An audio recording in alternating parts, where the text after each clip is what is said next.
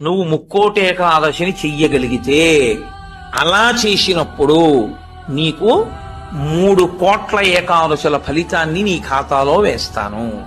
అందుకని ఉత్తర ద్వార ప్రవేశం చేస్తారు. అటువంటి ముక్కోటేకాదశి తిథి నాడు మీరు భగవత్ సంబంధంగా ఏది చేసినా కూడా దేశకాలాదులను అనుసరించి కోట్ల రెట్లలో ఈశ్వరుడు దాని ఫలితాన్ని ఏర్పాటు చేసేస్తాడు.